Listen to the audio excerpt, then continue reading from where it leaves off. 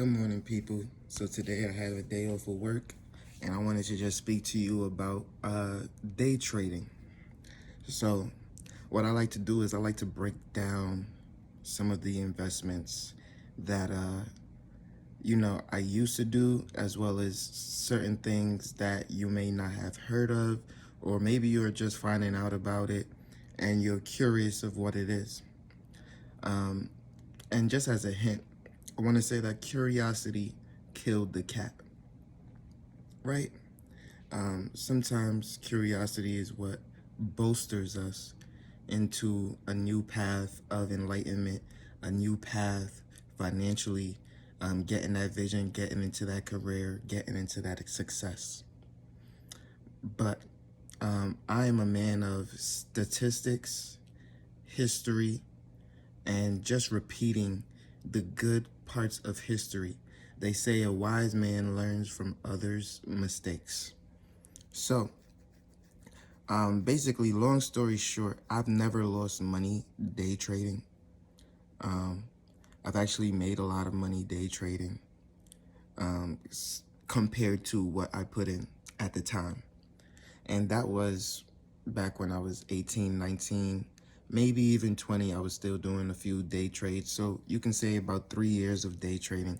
Not a lot in the financial world, but yeah, I made a few dollars doing some day trades.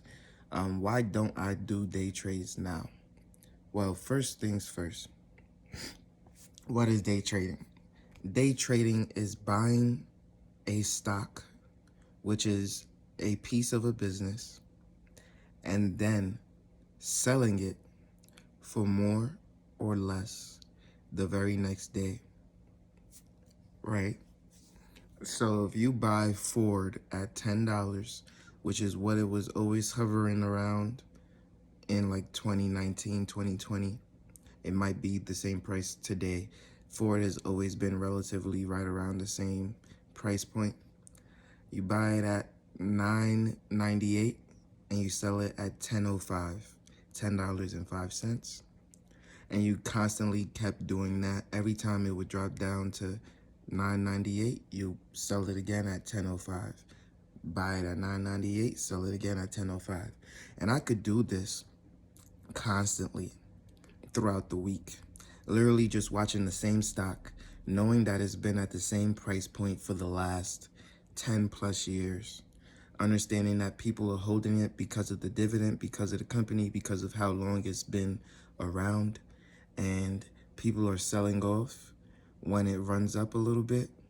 But then people who are long-term investors are just holding on to the stock for the dividend, which is being reinvested, which is allowing the stock to continue to go up in value.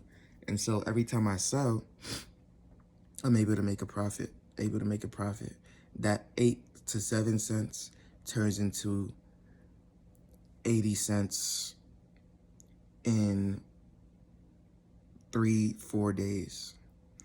And now my $10 initial investment is now worth $10.80.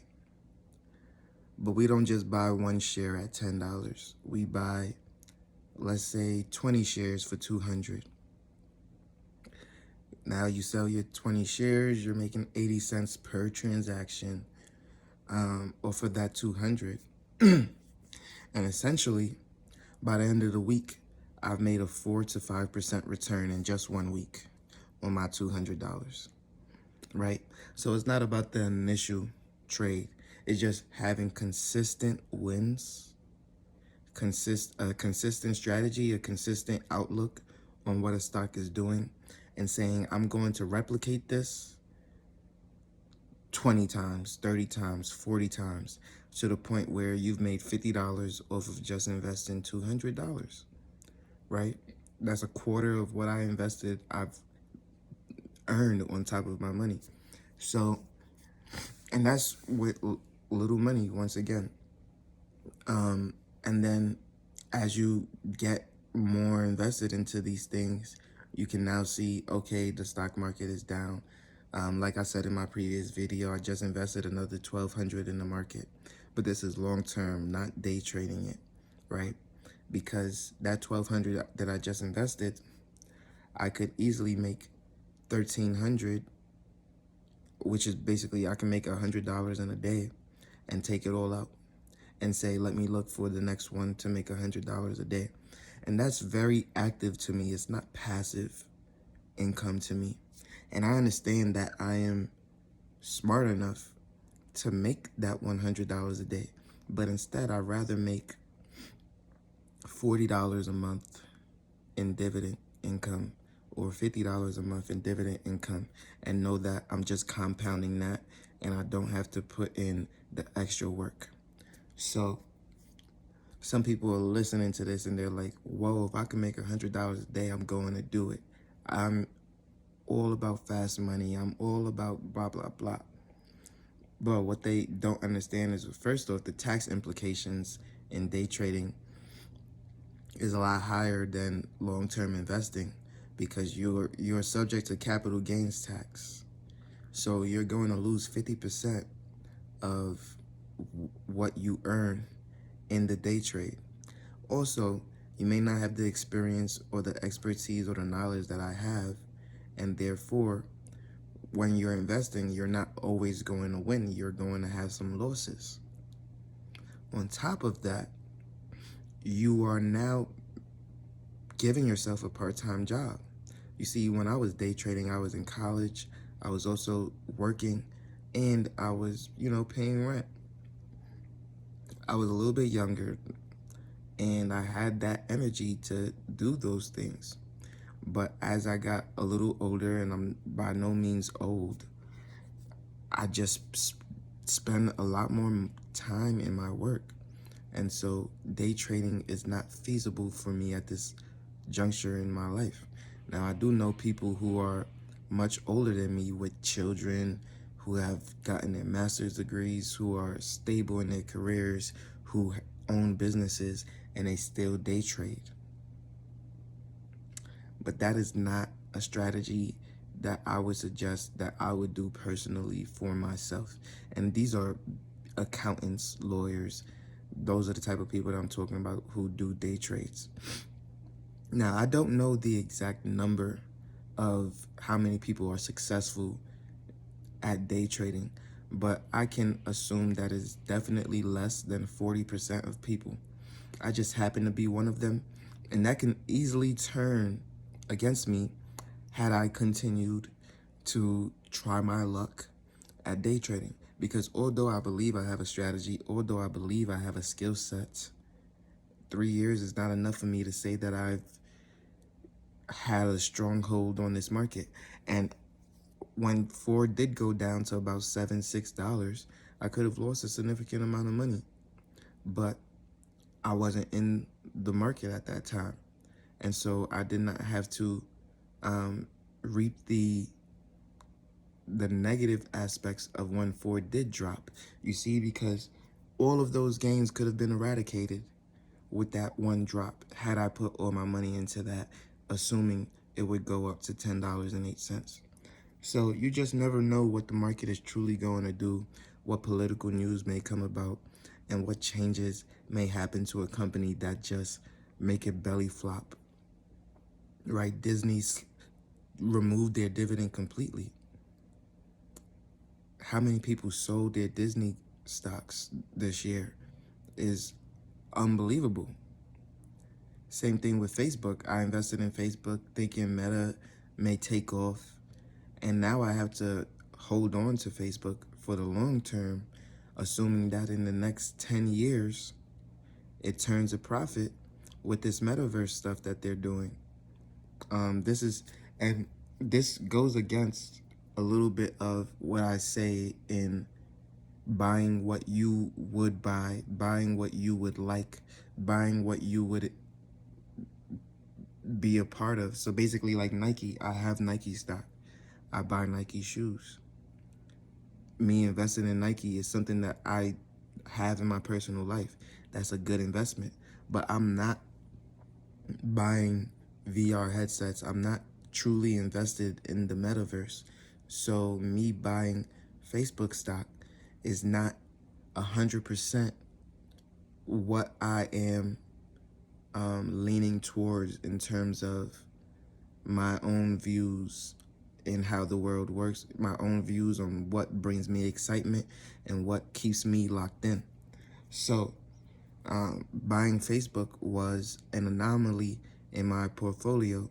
However, I still believe in it to the extent that I'm going to continue to pour into it and hope that it rebounds within the next decade, which is a very, very long-term play for me, which I am not used to, especially in a down season and a downturn in the economy. However, Facebook is still the most dominant social media platform, and it will continue to have some dominance within the space. And I can only see them either pivoting into something better or ensuring that this is a success in the long term and transforming virtual reality in its totality, which will honestly change the world if you are an early investor in Facebook. So as I look at it now, I mean, is it worth losing $500, $1,000? Sure, because the gains that I can get from this are going to be astronomical, $5,000 to $10,000 to $20,000 returns. So when I look at Meta, I see this as a smart gamble, but it's not anywhere a significant piece of my portfolio. And so that's just something to think about. Now back to day trading. Day trading, again, is assuming what a business or a company is going to do the very next day. And in doing that, you're basically gambling. Even if you have financial reports, even if you know their numbers, even if it's right before earnings call, you're still gambling on the numbers, because what are projections? Projections are just assumptions on what a business will do. And a lot of the times companies either fall short or they beat their projections, right? So even the biggest experts cannot really truly project what a company is going to earn, what a company is going to sell, what a company is going to profit or not profit. And in doing that, you are essentially gambling against or with the projections of a company, and you may not always come out on top because of it. So again, just do your due diligence, understand what you're getting into, and if you think day trading is a liable source of investing for you, then do what suits you. But to me, day trading is not the recipe for success long term. It is not what most people would tell you to do as a strategy for success. And it is not something that you should get accustomed to, because you may even get addicted to it, like gambling or something like that.